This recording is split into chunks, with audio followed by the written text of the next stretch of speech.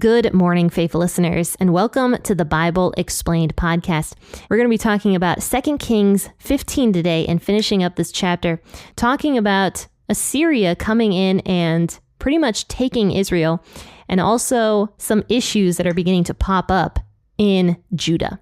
Stay tuned for today's episode.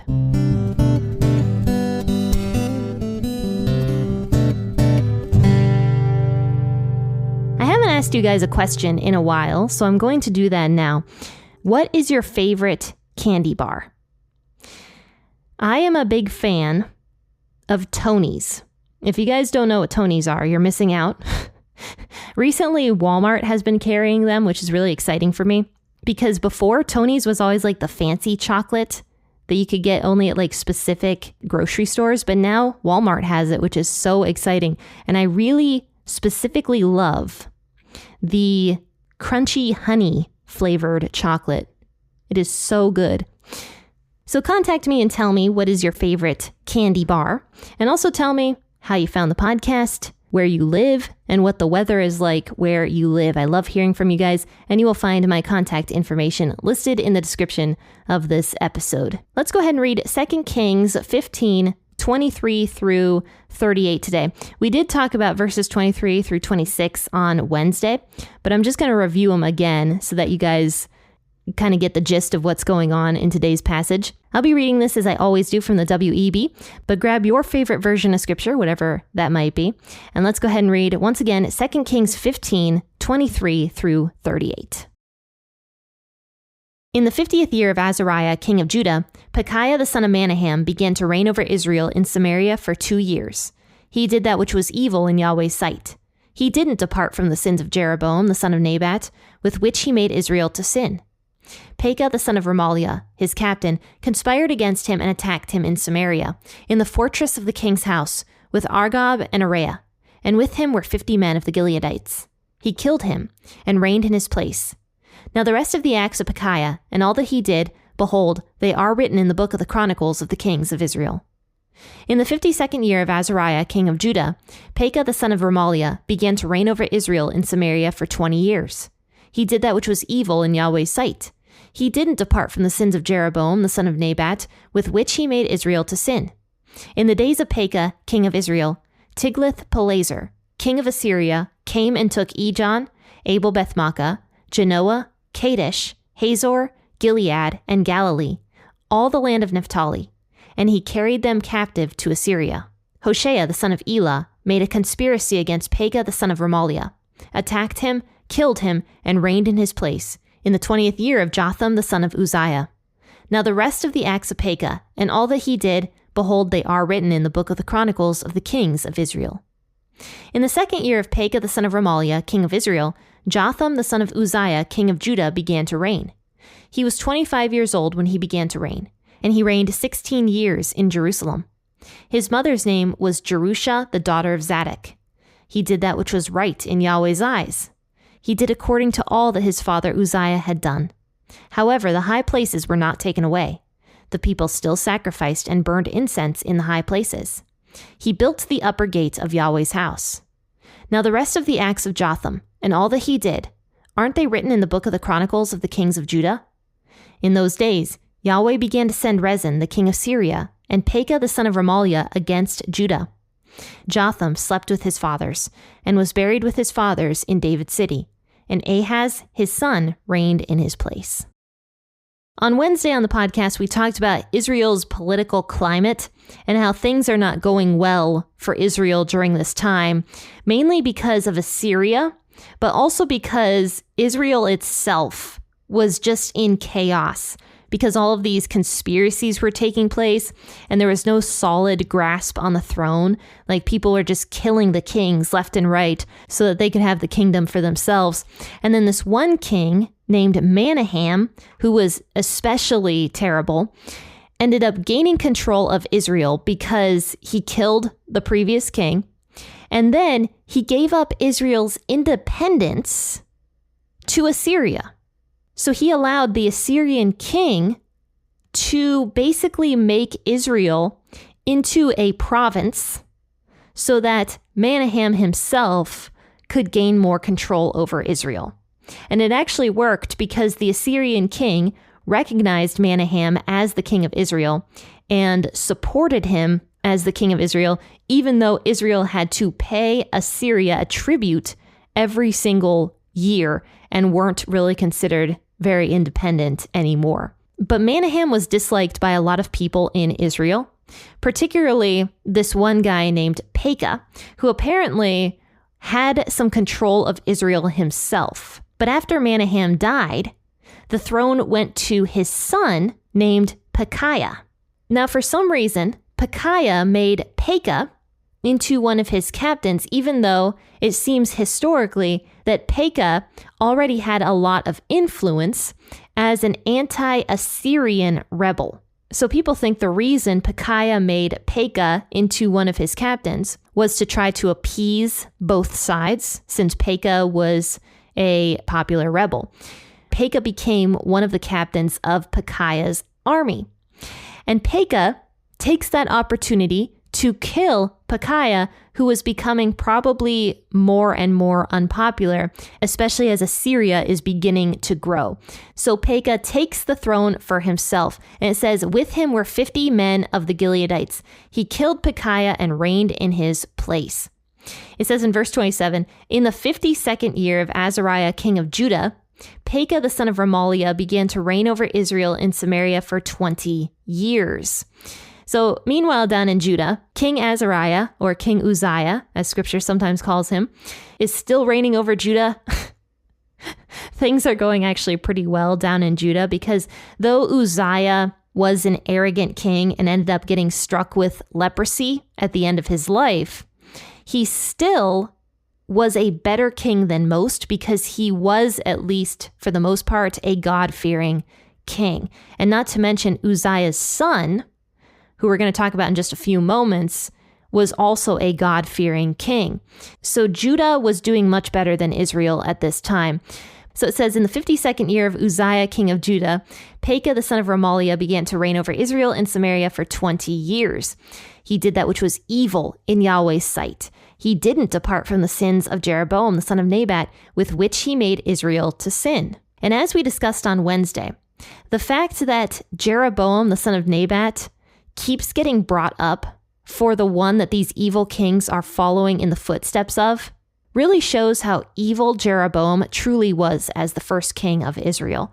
And Pekahiah, who was also an evil king, followed in the footsteps of Jeroboam, the first king of Israel. It says, in the days of Pekah, king of Israel, Tiglath-Pileser, the king of Assyria, came and took Ijon, Abel-Beth-Maachah, Genoa, Kadesh, Hazor, Gilead, and Galilee, all the land of Naphtali, and he carried them captive to Assyria. I'm sure this is the opposite of what Pekah really wanted. You know, Menahem, the king that sold Israel's independence so that he could reign on the throne, he actually, in a weird way, did better for Israel than Pekah did. Because at least Assyria wasn't coming in while Menahem was king and taking pieces of land. Whereas when Pekah becomes king, who historically was an anti-Assyrian rebel, though it doesn't say that in scripture, by the way, Pekah did a worse job of protecting the Israelites against Assyria than Menahem did, in a really weird way. Because when Pekah becomes the king, Tiglath-Pileser, the famous king of Assyria, who was known for actually expanding Assyria's borders, came and took the northern parts of Israel, the entire tribe of Naphtali. With this invasion, in verse 29, it says he carried all of these Israelites captive to Assyria. And this is something that Tiglath-Pileser was actually known for. The Assyrian kings, up until Tiglath-Pileser III, were all very cruel kings. They perfected the art of war. And Tiglath-Pileser took it to a new level, where he would actually go into regions that he conquered, take the people out of their homes, and deport them to somewhere else and force them to become Assyrians. And they'd have to leave everything they knew, their entire livelihood behind, and go and live in a foreign nation where they didn't know the language or any of the people around them, and force them to live in that city. That would be like, I don't know, the Chinese coming into America and forcing Americans to deport out of their homes to go live in China. And you'd have to learn the new culture and custom and language of China. That would be very, very difficult for every single American to do. And that was something Tiglath-Pileser III really perfected. And this was a way for him to gain complete control over the nations that he conquered, because it was demoralizing, it was humiliating, and it forced the people to assimilate into a culture that was not their own. So they would leave their old culture behind and become whatever Tiglath-Pileser told them that they were going to become. So Tiglath-Pileser was very good at this and perfected the art of deporting people. So it says that Hoshea the son of Elah made a conspiracy against Pekah the son of Remaliah, attacked him, killed him, and reigned in his place in the 20th year of Jotham the son of Uzziah. So the king of Assyria did not recognize Pekah as the king of Israel. And apparently historically, Tiglath-Pileser was behind this Hoshea guy going and killing Pekah. Tiglath-Pileser told Hoshea, hey, if you go and kill Pekah, then I will recognize you as the king of Israel, and you can, just continue to pay tribute to me and rule over Israel as long as I tell you that you can. And Hoshea went and did it. So he fought against Pekah. Pekah held the throne for approximately 20 years, and Hoshea goes and kills him and becomes the next king and the last king of Israel. The rest of the acts of Pekah and all that he did, behold, they are written in the book of the Chronicles of the Kings of Israel. In the second year of Pekah the son of Remaliah, king of Israel, Jotham the son of Uzziah, king of Judah, began to reign. So now it switches from Israel down to Judah and what's happening in Judah. Jotham the son of Uzziah of Judah began to reign. He was kind of reigning before Uzziah had died because Uzziah became a leper later on in his life. Uzziah became arrogant against God, tried to become the high priest of Judah. God said, no, you're not going to do that, and actually struck Uzziah with leprosy, the type that was really bad that you'd have to leave the community for. Uzziah lived in a separate house outside of the community until the day of his death. And obviously Uzziah could not do the things that he needed to do as king. So his son Jotham kind of took over the throne, but was not the official king until Uzziah had died. So it says, when Uzziah died, Jotham became the next king. He was 25 years old when he began to reign, and he reigned for 16 years in Jerusalem. His mother's name was Jerusha, the daughter of Zadok. It mentions that Jotham did that which was right in Yahweh's eyes, but he did according to all that his father Uzziah had done. And this is really interesting because so far we've seen 3 kings, I think back to back, that have done good in the eyes of God, but only as good as their father had done. So for example, Uzziah walked in the footsteps of his father, Amaziah. And you remember me talking about Amaziah's story. He got arrogant after God gave him success in battle, and Amaziah started worshiping other gods later on in his life, and God humbled him. Uzziah, same thing happened to him. He started out very good, walking in the ways of Yahweh, but then at the end of his life, like his father, he got arrogant, wanted to become the high priest of Judah, and God humbled him. Same thing it says here for Jotham, the son of Uzziah. He did according to all that his father Uzziah had done. However, the high places were not taken away. The people still sacrificed and burned incense in the high places. Now, we have talked at length about why the high places were wrong and why God hated them. But once again, Jotham, who is a new king of Israel, does not remove the high places. And there's some evidence, actually, that there was also some idol worship, not just the high places, but idol worship happening in Judah as well.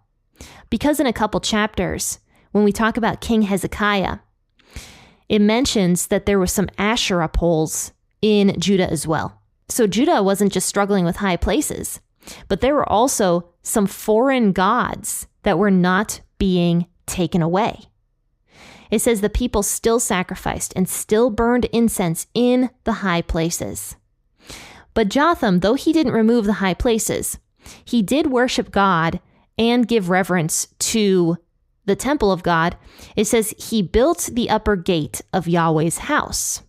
And according to Enduring Word commentary, the upper gate was the gate that connected the king's house with the temple of God. You'll remember that when Solomon built the temple and also the palace, that they were very close to each other. And so apparently this upper gate connected the king's house with the temple to God. And at one point in time, it got destroyed or just corroded due to time. But this king wanted access to God's temple. And so he rebuilt that gate, which was a positive sign for Judah that one of their kings actually did care about going and worshiping God himself. But Jotham was a pretty good king of Israel, and apparently he also had some successes in war against the Ammonites, according to 2 Chronicles 27.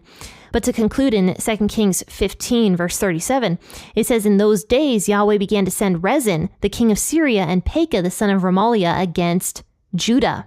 So this mentions God himself sending these kings to fight against Judah. And why did God do this? Well, I have two guesses. The first one is that 2 Chronicles 27 mentions that though Jotham was a good king, the people of Judah still were not worshiping God the right way. They were still acting corruptly, which is what it says in verse 2. Jotham did that which was right in Yahweh's eyes, according to all that his father Uzziah had done. However, he didn't enter into Yahweh's temple. The people still acted corruptly. So though the king was good, the people of Judah were getting progressively worse, progressively more anti-God.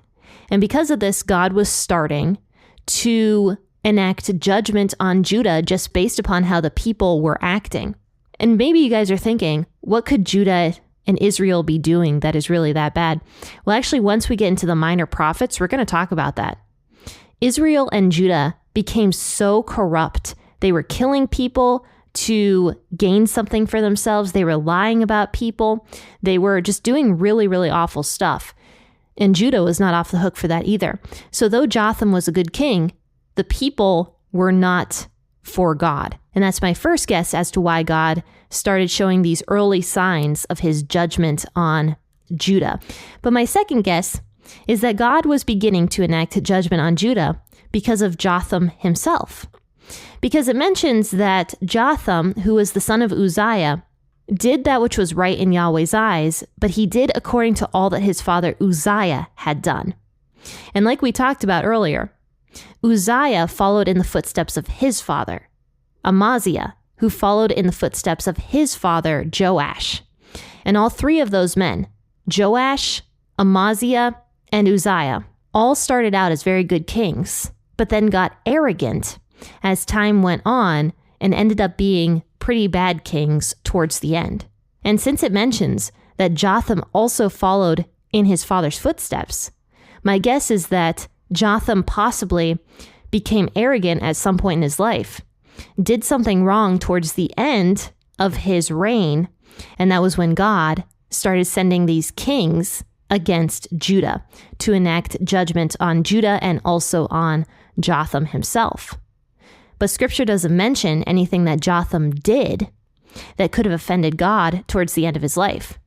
It just mentions that he was a pretty good king and then he died. But just because scripture doesn't mention something Jotham did does not mean that Jotham didn't have his heart turned towards the end of his life against Yahweh. God doesn't just look at what we physically do. He also looks at the sins of the heart. And Jotham could have been a king who was sinning inside of his heart that other people couldn't see, but only God could see the arrogance possibly that was happening in Jotham's heart. So those are my two best guesses. But a third guess is that God is setting the stage for judgment against Judah because God knows how bad Judah is about to become. And God is almost testing Judah possibly to see how they're going to react to these kings that are starting to harass them. It's a warning call, and perhaps it'll spur Judah to turn their hearts back to Yahweh God. It's a form of discipline that God is showing to Judah. So Judah and Judah's king can respond by turning their hearts back to God and having their nation completely saved. Or they can go down the path of Israel, completely abandon Yahweh, turn their backs on him, and watch as their country gets taken right out from underneath them. So we'll talk more about what Judah ends up doing on Wednesday. So I hope you guys tune in then. But also we're going to be discussing the last chapter of Galatians tomorrow, because on Tuesdays and Thursdays I do a New Testament episode, and on Mondays and Wednesdays I do the Old Testament. And then of course Friday is for the members. But tomorrow we are going to be finishing up the book of Galatians, and it's going to be a really, really good episode that I hope you guys tune in for. But faithful listeners, have a wonderful rest of your day. Happy listening, and God bless.